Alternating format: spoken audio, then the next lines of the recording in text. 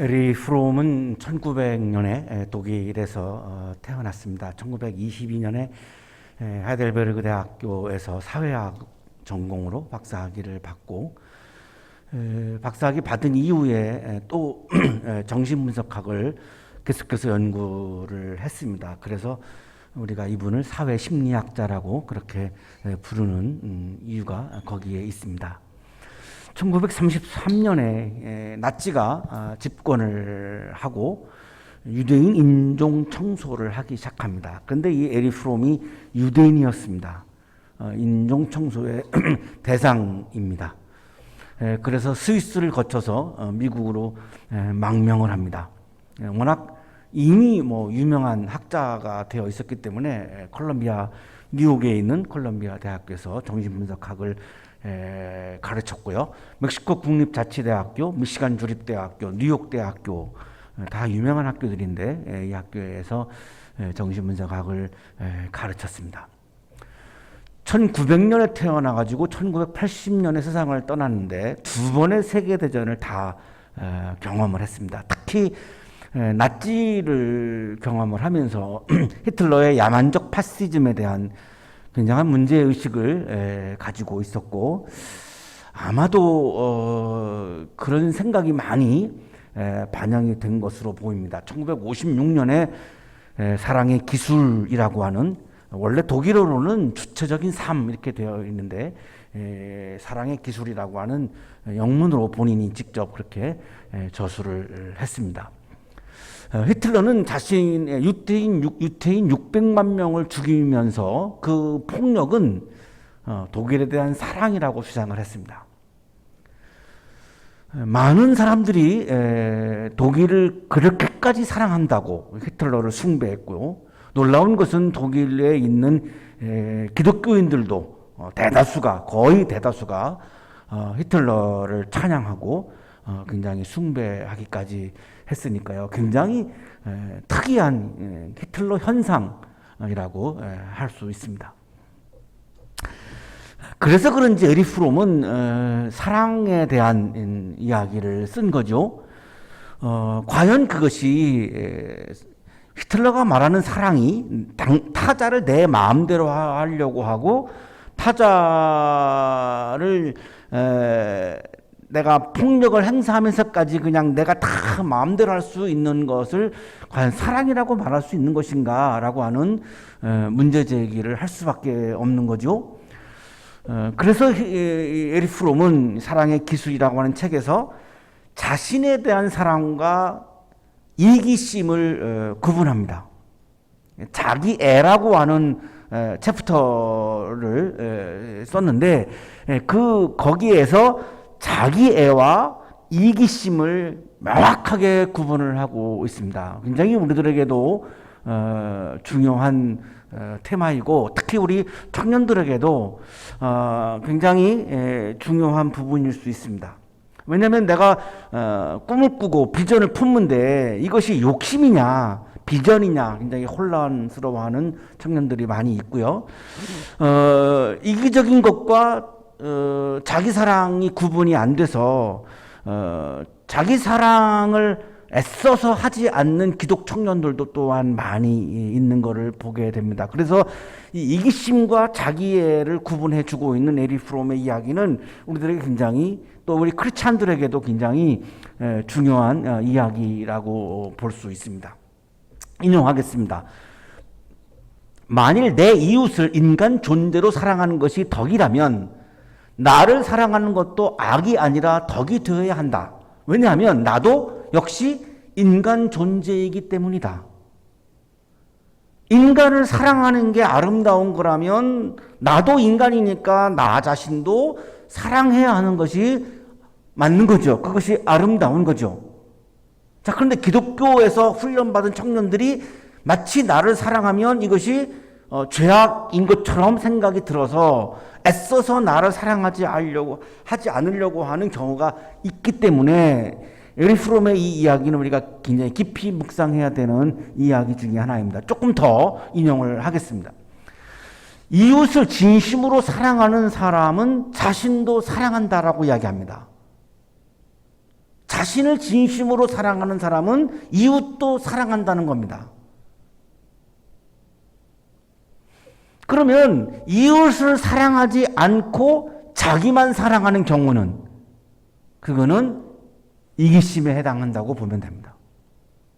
진심으로 자기를 사랑하는 사람은 당연히 이웃도 사랑하게 된다는 거죠.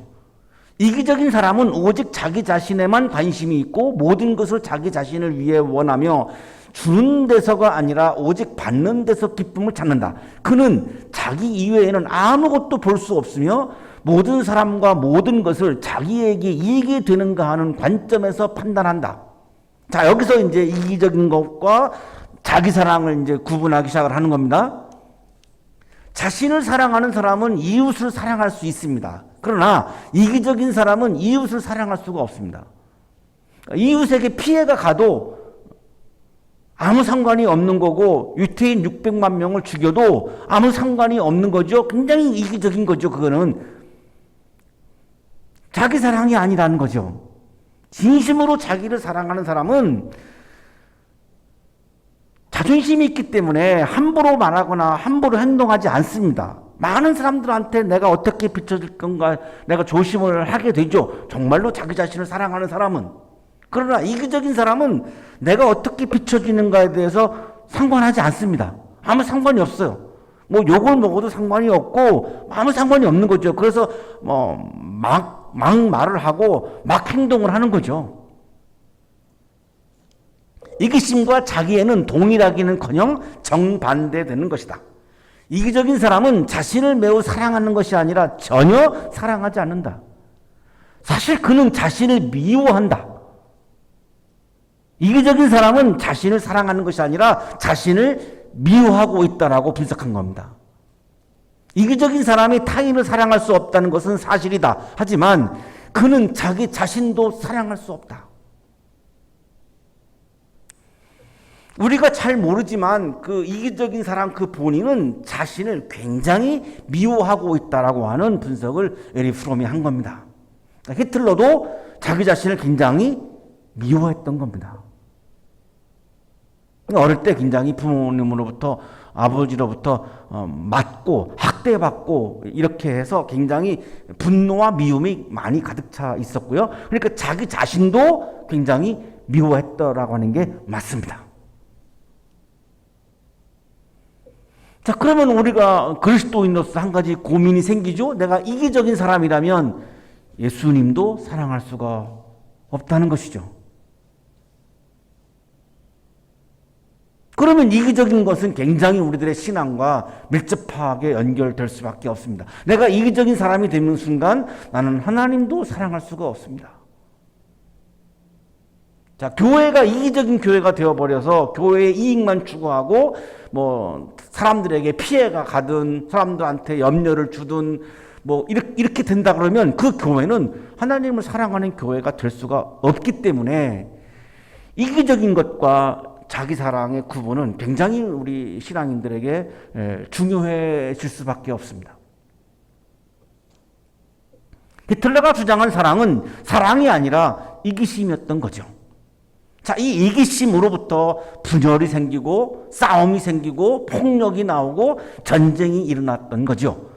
세계전쟁이 이기심으로부터 출발했다라고 에릭 프롬은 보고 있는 겁니다. 자, 오늘날 교회에도 분열이 있는 교회들이 있죠. 자, 그 분열은 왜 일어났을까요? 이기심 때문입니다. 교인들 중에 이기적인 마음을 갖고 있는 사람들 때문에 교회에 분열이 일어나는 거죠. 나라가 왜 분열할까요? 이기적인 마음을 갖고 있는 사람들이 있기 때문입니다. 이기적인 마음으로부터 분열과 싸움과 폭력과 전쟁이 나오는 거죠. 왜냐면 내가 다 이익을 내가 독차지하려고 하니까요. 이기적인 마음을 품으면 오늘 성서 일과에 나오고 있는 고린도 교회는 네 개의 분파로 분열했던 교회죠. 이 고린도 교회도 마찬가지입니다. 이 분열을 일으켰던 사람들은 자신과 이웃과 교회와 그리스도를 사랑한 사람들이 아니었던 거죠. 매우 이기적인 사람들이었던 겁니다. 오늘날 우리 그리스도인들이 일반 시민들로부터 굉장히 비난을 받는 것 중에 하나가 너희들은 너무 이기적이야 라고 하는 비난입니다. 오늘날 우리 한국 교회가 시민들로부터 굉장히 비난을 받는 것 중에 하나가 교회가 너무 이기적이야 라고 하는 비난을 참 많이 받습니다. 자, 그런데 예리 프롬의 이야기를 들어보면 이기적인 상황에서는 자신도 사랑할 수 없고 이웃도 사랑할 수 없고 교회도 사랑할 수 없고 주님도 사랑할 수 없다는 것입니다. 그러니까 주님을 사랑하지 않는다라고 하는 거죠. 굉장히 그렇게 해서 심각한 거죠. 이기적인 것으로부터 우리 그리스도인과 교회가 벗어나지 않으면 주님을 사랑할 수가 없다는 것입니다. 오늘의 성서일과 고린도후서 5장은 그리스도 안에 존재할 때 이기적인 사람이 새로운 사람으로 자기를 사랑하고 이웃을 사랑하고 교회를 사랑하고 주님을 진심으로 사랑하는 사람으로 새로운 사람으로 새로운 피조물로 변화할 수 있다라고 하는 말씀입니다. 굉장히 강조점이 어디에 있냐면 그리스도 안에입니다. 서신서에 굉장히 많이 나오는 단어입니다. 그리스도 안에. En Christo, in Christ. 그리스도 안에 어떻게 있을까요? 그리스도 안에 어떻게 있죠? 굉장히 우리가 깊이 묵상해야 되는 부분이죠. 그리스도 안에 어떻게 그리스도 안에 들어가죠? 그리스도 안에 어떻게 존재하죠?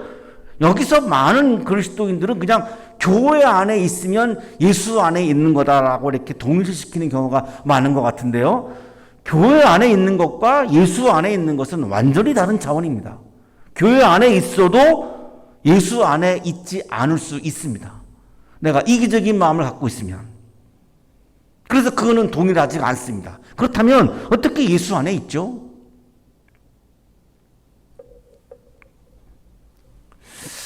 우리가 좀 이게 쉽게 좀 이 말씀을 읽기 위해서 우리 연애하는 분들의 좀 예를 들어보면 나는 당신 안에 있어 이렇게 고백할 수 있죠. 애인한테 나는 당신 안에 있어. 그 말은 뭐죠? 나는 온통 당신 생각뿐이고 나는 온통 당신의 지배를 받고 있고 나는 오로지 그냥 당신 중심으로 나는 생각을 하고 살아가고 있어. 이 말입니다. 그게 안에 있다라고 하는 말입니다. 근데 어떤 젊은이가 연애를 하는데 그렇게 고백을 하는 거를 제가 들었어요. 너는 내 안에 있어. 이건 사실 사랑의 고백이 아닙니다. 이거는 내가 너를 지배하겠다라고 하는 말이어서 굉장히 제가 당황스러웠는데 그게 아니고 내가 당신 안에 있어. 내가 너 안에 있어. 이게 사랑의 고백이죠. 자, 마찬가지입니다. 오늘 그리스도 안에라고 하는 이 말씀은 내가 온통 예수 안에 존재해서 in Christ, 예수 안에 존재해서 예수님의 지배를 받는다는 말입니다. 예수님의 사랑의 지배를 받는다는 말입니다. 그러니까 이기적일 수가 없지요. 고린도후서가 쓰여진 것이 바울이 3차 선교 여행을 할 때인데요. 안디옥을 출발해서 에베소, 드로아, 마케도니아, 그리스 이렇게 선교 여행을 하는데 여기 두 번째 선교지입니다. 에베소에 있을 때에 그리스에 있는 고린도 교회죠. 고린도 교회가 분열하겠다고 하는 소식을 여기서 듣습니다. 너무 마음이 아픈 거죠. 왜냐하면 2차 선교 여행 때 고린도 교회를 세웠거든요. 바울이. 근데 4개의 분파로 나뉘어가지고 싸우고 분열한다라고 하는 소식을 들으니까 너무 마음이 아픈 거예요. 그래서 에베소에서 고린도 전서를 씁니다. 싸우면 안 된다고, 분열하면 안 된다고, 그거는 사랑이 아니라고, 사랑이 아닌 것은 아무것도 아니라고, 우리가 잘 알고 있는 고린도서 13장 사랑장도 그래서 나온 거죠. 사랑이 아닌 것은 아무것도 아니다. 사랑이 아니라면 믿음도 소용이 없다. 심지어는 그렇게까지 표현했죠. 믿음, 소망, 사랑 중에 제일 중요한 것은 사랑이야. 우리가 잘 알고 있는 고린도서 13장이 바로 요때 쓴 겁니다. 분열했기 때문에. 그러고서 이제 고린도 교회를 방문을 합니다. 방문을 했더니 고린도 교회 교인들이 바울을 굉장히 냉대하고 차갑게 대하고 막 공격해대고, 당신이 무슨 사도야, 당신이 12대사도 아니잖아, 뭐 굉장히 뭐 아주 험악하게 이렇게 바울에게 이야기를 합니다. 그래서 마케도니아로 돌아와가지고 바울이 눈물의 편지를 씁니다. 이게 고린도 후서의 일부입니다. 그러고 나서 다시 고린도 후서를 계속해서 쓰는데, 그러고서 마지막으로 완성을 하게 되는데, 고린도 후서는 두 가지로 이루어져 있습니다. 하나는 바로 아까 말씀드렸던 눈물의 편지와 그리고 화해의 편지. 오늘의 성서 일과인 고린도 후서는 바울이 분열하는 고린도 교회를 바라보면서 썼던, 마케도니아에서 썼던 눈물의 편지가 바로 오늘 고린도 후서 5장입니다. 굉장히 가슴 아픈 마음으로 쓴 겁니다. 그런데 편지인데도 불구하고 사실 우리가 읽어보면 굉장히 어렵죠. 오늘 아까 우리가 성서 분국 시간에 딱 읽었는데 사실 무슨 말인지 와닿지 않죠. 굉장히 난해합니다. 어렵습니다. 네. 이렇게 시작하죠. 그리스도의 사랑이 우리를 휘어잡습니다. 그리스도 예수의 사랑이 나를 막 다 지배하게 되었다라고 하는 그런 의미입니다. 우리가 확신하기로는 한 사람이 모든 사람을 위하여 죽으셨으니, 그 예수의 사랑은 어떤 사랑이었냐면 죽기까지 한 사랑이었다라고 하는 거죠. 나를 위해서, 인류를 위해서, 모든 사람들을 위해서 본인이 죽기까지 한 사랑이었다라고 하는 거죠. 그러면 왜 예수님이 죽죠? 왜 예수님이 죽은 것이 우리를 위한 사랑이죠? 이런 질문을 할 수밖에 없죠. 이때 당시 예수님의 나이가 33살. 굉장히 젊은 나이인데 무슨 병이 있던 것도 아니고 연로한 것도 아니고 죽을 이유가 없어요. 그런데 33살 나이에 예수님이 십자가에 죽으셨죠. 그거를 지금 사랑이라고 말합니다. 바울이. 왜 사랑일까요? 이런 질문을 할 수 있을 것 같아요. 우리 청년들은, 우리 이제 옛날 그리스도인들은 전통적인 교리로 우리가 당연히 그냥 예수님이 십자가에 죽으면 우리를 사랑한 거지, 당연히 다 우리가 받아들이는 교리인데, 젊은 사람들은 질문할 수 있습니다. 왜 그게 사랑이죠? 살아서 뭔가를 잘 해줘야 사랑이지, 죽어버렸는데 왜 사랑입니까? 라고 질문할 수 있을 것 같아요. 예수님께서 십자가에 죽으신 이유는 사랑 때문입니다. 예수께서 사람들을 사랑하셨기 때문에 하나님의 나라를 선포하시죠. 이때의 상황은 로마의 식민지 상황입니다. 예수님이 죽으실 때쯤에 로마 황제가 티베리우스 황제이고, 지금 고린도 후서가 기록할 때에는 아주 박해가 심했던 네로 황제 때입니다. 로마의 식민지 상황에서 이스라엘 사람들은 노예로 살아가고 있는 거죠.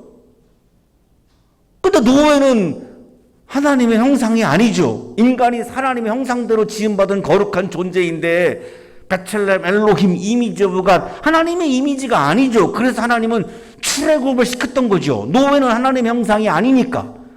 자, 그런데 지금은 로마의 식민지입니다. 그러면 로마의 식민지로부터 살고 있던 이 사람들의 구원이 뭐겠습니까?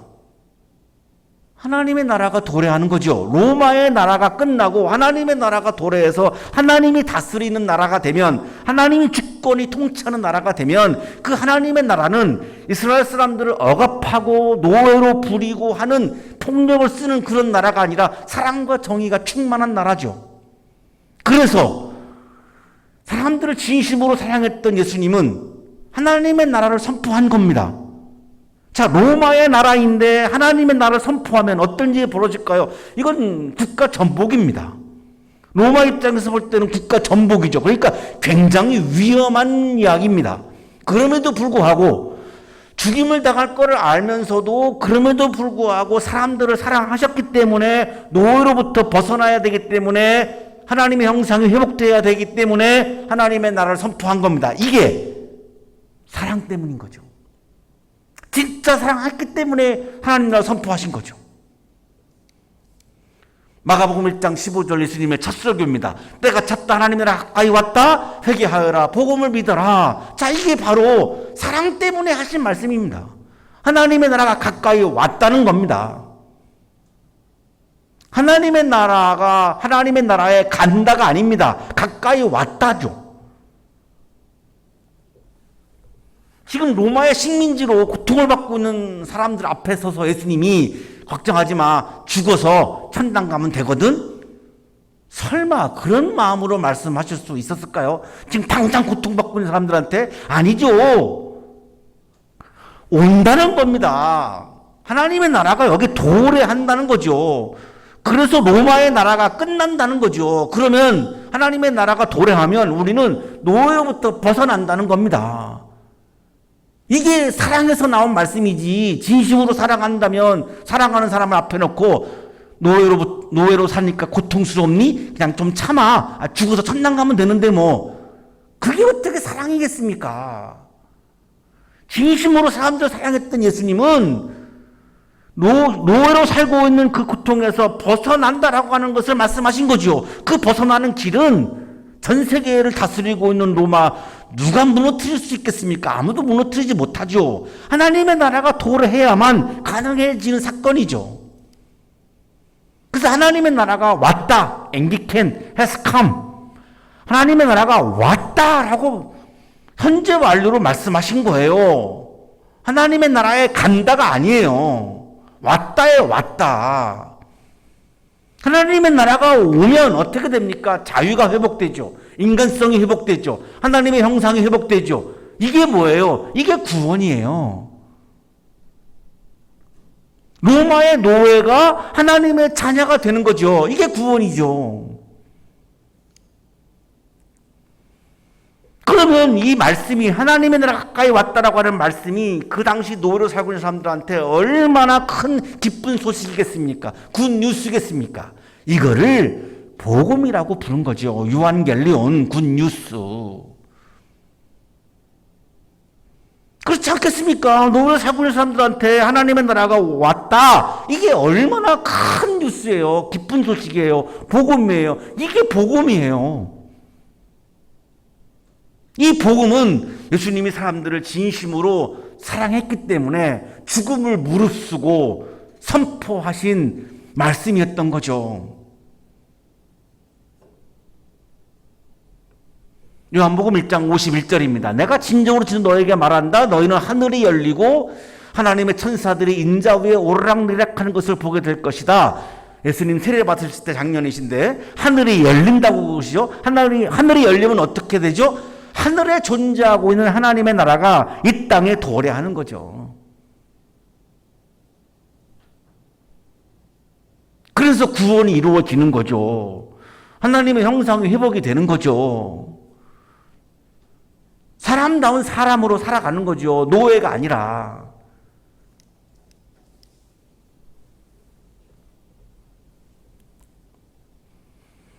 로마의 지배로부터 벗어나서 하나님이 다스리시는 나라에서 사랑과 정의가 충만한 그런 삶을 살아가게 되는 거죠. 이것은 그 당시 히브리인들에게 굿뉴스였죠. 복음이었죠. 유한겔리온이었죠. 그러나 하나님의 나라를 반대하는 사람들이 있었습니다. 당시에 정치적인 권력을 가지고 있었던 로마 황제. 이스라엘에서 종교 국가이니까요. 이스라엘의 모든 권력을 쥐고 있었던 종교 지도자들. 이들은 자신의 나라를 운영하고 있었기 때문에 이 나라를 하나님에게 내어줄 마음이 없었습니다. 아이러니하죠? 유대 종교 지도자들은 하나님을 이야기하는 사람들입니다. 성전과 회당에서 율법을 이야기하는 사람들이고 제사를 집례하는 사람들이에요. 자, 그러나 신앙이 없죠? 하나님의 나라를 인정하지 않습니다. 유대 종교 지도자들은.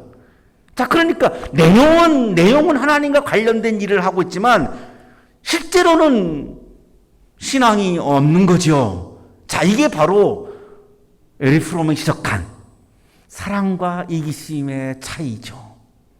아주 지독한 이기주의자들이었던 거죠. 그러니 어떡합니까? 이 사람들은 하나님의 나라를 선포하는 사람을 죽여야 하죠. 그러니까 예수님이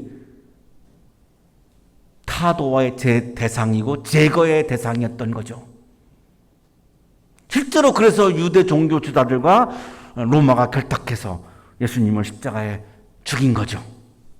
그 십자가는 죄수들을 처형하는 사형 방법이었죠. 자, 예수님이 몰랐을까요? 알았습니다. 그런데 왜 그러셨을까요? 사람들을 사랑하셨기 때문입니다. 그래서 하나님의 나라를 선포하신 거고 십자가에 죽으신 거죠. 자, 이게 바로 십자가의 죽음이 우리의 사랑과 관련이 이루어지는 바로 대목입니다. 이러한 죽기까지 사랑한 예수님의 사랑이 지금 사도 바울을 휘어잡고 있다라고 말씀하는 거죠. 그리스어로 휘어잡다라고 하는 말씀은 신의 체인데 이렇게 다스리는 겁니다. 지배하는 겁니다. 온통 그 죽기까지 한 예수님의 사랑이 지금 나를 다 사로잡고 있는 거죠. 나 자신을 지금 다스리고 있는 거죠. 그리스도의 사랑에 지배를 받고 있는 거죠. 자, 이게 그리스도 안에 있는 상태입니다. 자, 이거를 그냥 교회에 등록하면 그리스도 안에 있는 거다. 아, 이건 너무 가벼운 이야기죠. 전혀 아닙니다. 내가 교회에 등록해서 교회에 온다고 해서 예수 안에 있는 거다. 전혀 다른 이야기입니다. 그리스도께서 모든 사람을 위하여 죽으신 것은 이제부터는 살아있는 사람들이 자기 자신들을 위하여 살아가도록 하려는 것이 아니라 이기적으로 자신만을 위해서 살아가고 있는 것이 아니라 자기들을 위해서 죽으셨다가 살아나신 그분을 위해서 살아가도록 하려는 것입니다. 진심으로 예수를 사랑하면서 살아가게 하려고, 이기적인 것이 아니라 사랑을 하면서 살아가게 하려고 십자가에 죽으셨다, 이런 말씀이죠. 예수님 십자가에 죽으신 이유는 사람들이 이기적인 욕심이 아니라 예수를 사랑하면서 살게 하려고, 예수를 사랑해야 하나님의 나라를 사랑할 거 아니겠습니까? 그러나 나만을 생각하는 이기적인 마음을 품으면 하나님의 나라가 아니라 내 나라를 추구하게 되니까 분열이 일어나죠. 그래서 그 선포하신 하나님의 나라를 받아들이고 죽기까지 하면서 나를 사랑하신 그리스도의 사랑을 마음에 채우고 그리스도의 사랑의 지배를 받고 예수를 위해서 살면 분열이 없죠. 예수를 중심으로 일치가 이루어지니까 분열이 없죠. 그래서 분열하는 교회는 예수를 사랑하는 마음이 없는 교회라고 저는 단정적으로 말할 수 있어요. 그건 사랑이 없는 거죠. 사랑이 없으니까 분열하죠. 사랑이 있는데 어떻게 분열하겠습니까? 김파림 교수의 주석입니다. 그러므로 이제 그리스도인들에게 열린 가능성이란 자기 자신을 위한 삶에서 벗어나 그리스도를 위해 사는 삶으로의 방향전환이다. 방향전환이 지금 필요했던 겁니다. 고린도 교회는. 우리 한국교회도 마찬가지고 우리 모두가 마찬가지죠. 나만을 생각하는 이기적인 나로부터 나를 사랑하고 너를 사랑하고 이웃을 사랑하고 교회를 사랑하고 국가를 사랑하고 세계를 사랑하고 하나님을 사랑하는 사람으로 전환이 필요한 겁니다. 그게 진정한 그리스도인입니다. 교회가 자신을 위해서 존재한다라고 하는 생각 때문에 분열하고 있는 고린도 교회는 방전환이 필요한 거죠. 나를 위해서 그리스도가 존재하는 것이 아닙니다. 내가 그리스도를 위해서 존재하는 거죠. 교회가 교회를 위해서 존재하면 교회가 아니죠. 그리스도를 위해서 교회가 존재하는 거고, 그리스도가 그렇게 죽게 사랑했던 사람들을, 이웃들을 사랑하는 교회가 진정한 교회죠. 교회의 방향 전환이 필요한 거죠.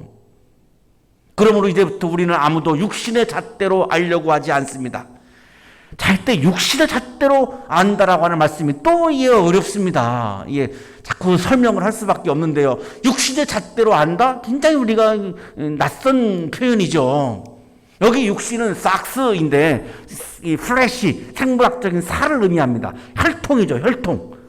유대인들의 혈통의 중심은 뭐냐? 율법입니다. 자, 이거를 바꿔서 읽어보시면 좋을 것 같아요. 율법의 잣대로 안다라고 읽으시면 됩니다.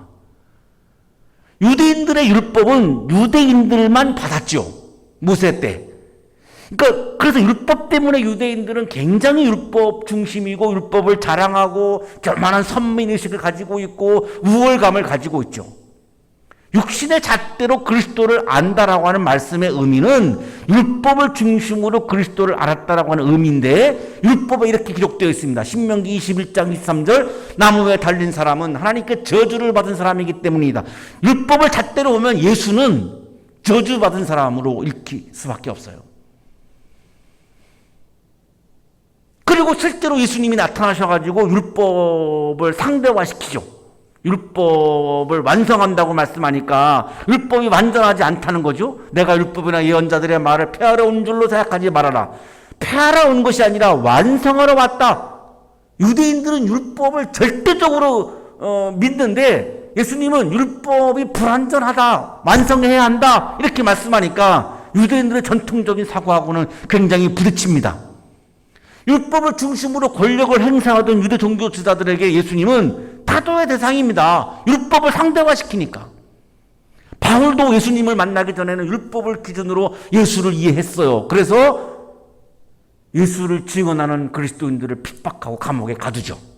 사도행전 8장 3절입니다. 사울은 교회를 없애려고 날뛰었다. 그는 집집마다 찾아들어가서 남자나 여자나 가리지 않고 끌어내서 감옥에 넘겼다.